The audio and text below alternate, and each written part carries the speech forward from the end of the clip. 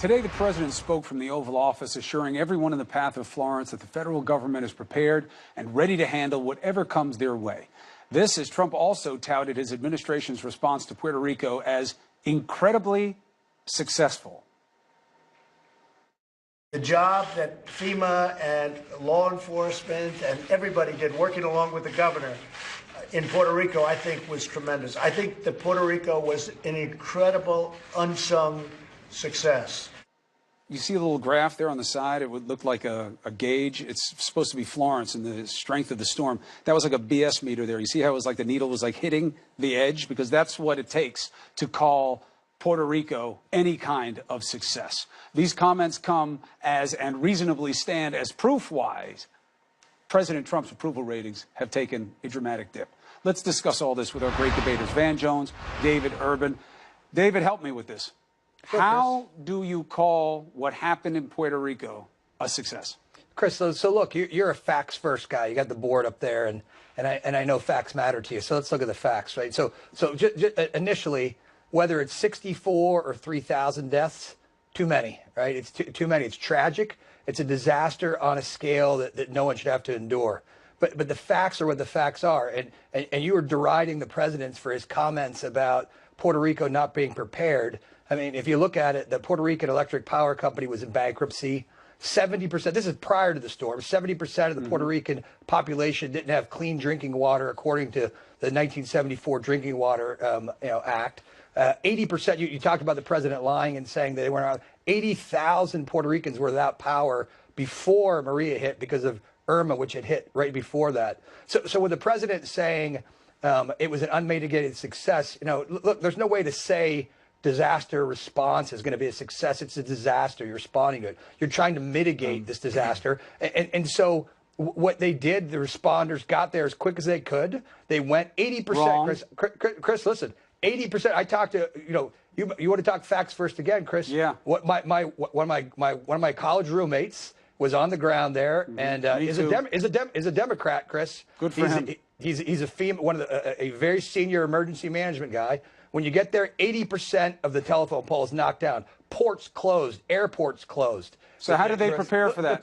Chris, they had three. Dave, listen, Chris, Dave, look, three consecutive. No, listen, you're a smart guy. Dave, three consecutive none of this major was hurricanes. new. What I really Chris, wanted to hear from you is the president Chris. shouldn't have called it an unsung success. Chris, I said that, Chris. I said it. I said that at the beginning. It's just listen, what the president should have any said, type of insult I can come up with. No, what the president should have said, given the circumstances that we faced, it was a huge success. Right, and that would have been untrue, too. Right. Let me get over to you, Van. Chris, how's it untrue? Look, all of this stuff that Dave is saying, people knew.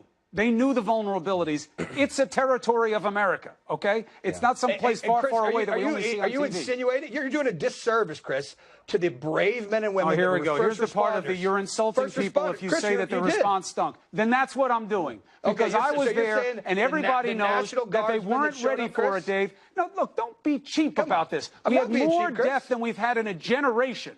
Okay? And it happened because the place was vulnerable. We didn't take care of those vulnerabilities. We didn't preload. And then once it happened, we didn't get there. And then the government went into a denial mode, and that delayed things even worse. And he wound up compromising people on the ground. And everybody shame on you for ignoring the facts, Chris. You know the facts. Van, let me bring you in. You know the facts, Chris. I do know the facts. Van, please, look, for him to call it an unsung success, come on. Yeah, look, I just think we got to try to learn things as a country. Fortunately, the guys at FEMA, the men and women at FEMA, are a little bit more honest than the president was. And they put forward a case that sounds, frankly, very much like what you're saying, Chris, that they made some real mistakes. First of all, you got to remember, you had big fires that year. You had Harvey, you had Irma, and then you had Maria. So FEMA was really taxed at that point. Absolutely, they also overestimated by their. I'm talking FEMA now. I'm saying FEMA says they overestimated how well the locals could handle it. Right. Now, that's a big mistake to make because, as Chris just said, everybody knows Puerto Rico was already on its back. So you had very bad plan. Before this happened, FEMA, by its own estimation, says they didn't plan well. What you would want the president to do is then to say, you know what, I read what FEMA said, and I agree with FEMA's self-critique, and here's what I learned from it. The reason that we're having this conversation now is because the president is apparently not taking his own reporting agency seriously, and that's a real reason for concern tonight. Look, Dave, you can shake your head, and you know my fight's not with you, but this is what I'm saying. You've done this to me twice now. When we were talking about Madison Kelly, you said, are you going to call their credibility into question? Chris, I'm just saying, look, you are. I'm saying they're covering absolutely. for the president, and they're saying what they have to because of the position they're in. And when I was on the ground in Puerto Rico, the great men and women from the National Guard, and I get protected by our first responders on a regular basis. When I go down there now into Carolina, I will once again be dependent on them to keep me safe, like they did in Pakistan, like they do in Iraq, like they do in Afghanistan. I put all first responders and the people who serve us in one big group of heroes. This isn't about me deriding them. They're put in a position by this president. They told me on the ground, we don't have enough. We're not in the right places. We can't get it done. I'm not yelling. I'm yelling to you to listen to this. So listen. So my question is, where's the breakdown? So it's the president's not doing his job, and somehow so it goes all. Everybody's doing their job along the way, but the president is what you're saying. No, what I'm saying is that this president is so hell-bent on twisting everything into a win and treating the truth like it was a tissue that he just says whatever suits him in the moment. To call Puerto Rico an unsung success defies reason. What he should have said, Chris, what he should have said was, given what we were dealing with, to Van's point, to amplify that, given what we were dealing with, 3 back-to-back major storms, an island nation that was devastated, that was ill-prepared and was devastated. Right. We did a pretty damn Imagine good job. if George Bush Van Jones had said, you know, look, if you look at New Orleans, you know, those levees, they stink. And those poor people, they build lousy homes. You know, Chris, and they just really weren't ready to get out of there. Chris, I'm not blaming anybody here. Chris, I'm talking about the facts here. Chris, I'm not blaming them. The facts I'm are talking what about they are. It's how they were managed. Van, go ahead. Chris, there was no power. I'm not blaming them. There was no power. It's a fact. Before we run out of time, listen, but the fact that we didn't have power means that we should have had a better and stronger response than we did. In other words, we have a responsibility to take the facts as they are, and the facts were bad. Let me just draw a contrast. When there was a disaster in Japan, in 2011, President Obama sent 7 ships to Japan to do search and rescue, a huge, Van, do you know how many ships? You know how many ships were outside Puerto Rico? Do you know how many? I'm really trying to make my point. You guys talk a lot more than I do on these segments. So what you saw was a leaning forward. You saw a real rallying around, and you didn't hear a lot of excuses and that kind of thing. And so I think that when you have a President Obama, and that's a standard. In other words, so you have that as a standard that's been set. Chris, quick fire back here. There were 11 Coast Guard ships. The USS Comfort hospital ship was there. The president sent two U.S. Marine Corps ships, 2,500 Marines. I mean, those were all there on the ground. 8 Blackhawks from Fort Campbell. All those things were pushed forward. And that's the problem, because listen, I don't know how much you talk to people in Puerto Rico and from Puerto Rico, the aid wasn't getting through despite all that. There's a problem here. And listen, I'm not somebody who wants to come on every night and say President Trump said something dumb. If that's all we want to talk about, him saying dumb stuff, we'll have a very long program. I think we got to learn as a country.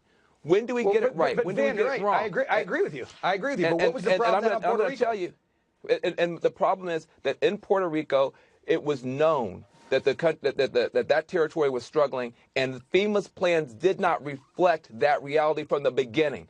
And that's what FEMA says about itself.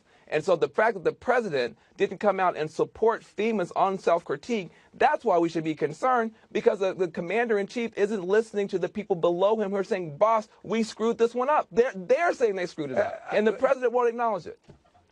Okay, Van, so I'm not, you know, I agree. Things should have gotten there quicker. The argument about whether 64 deaths or 3,000 deaths, look, any death's too many. We should try to prevent. You're skipping over something. You thought it was 64.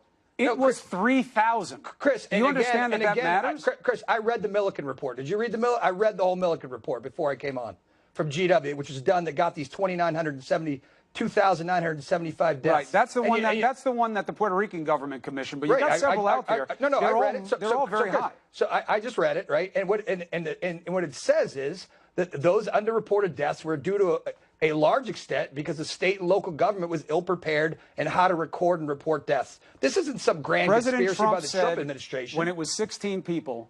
Chris, it's not some grand conspiracy. We got so lucky here. Imagine if it were, it doesn't have to be a conspiracy to be wrong. When he said it was only 16, he said, imagine if it were like Katrina. So does it make it better that if it's 16, or does it make it worse? Imagine the catastrophe it would have been then. You then have a death toll far higher than it. He says it's an unsung success. I got one more thing to say. It's terrible. Van, last word. I got one more thing to say.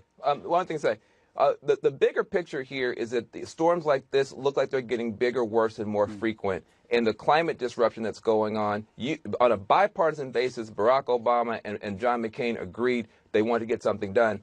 Now we have the Republican Party not wanting to talk about the climate disruption. I think as a country, we got to learn, if these storms are going to get bigger and worse, we need to be moving to a strategy where we are much more aggressive at moving to clean energy and much more aggressive at protecting lives in harm's way. Well, look, here's one thing we can all agree on, Dave. I got to go for time. But first of all, I appreciate you making your points. Van, you too. It's just so hard when you're on the ground and you have to look these people in the face. Chris, I know, and you know it's that terrible. they've been failed. It's a tough position to be in. And you don't like to hear it. You don't like to hear it exaggerated. I got to jump. Chris, get everyone out of the way of this storm that's coming in. The Puerto Rico people didn't get a chance to get out like folks in North Carolina can. That's true. They have time. Amen. That's fair warning. Amen. And also the word to Congress, you have a responsibility to look into what happened last time, or we will repeat the same. Chris, we can do better, should do better. Dave Urban, thank you very much. Van Jones, always a pleasure. All right, so what do the Democrats make of the president's assessment of the last storm? What do the Republicans make of it? Hear that? That's the Republican leadership responding to what the president called an unsung success today. They won't come on, but the Senate's #2 Democrat will, and he's here next.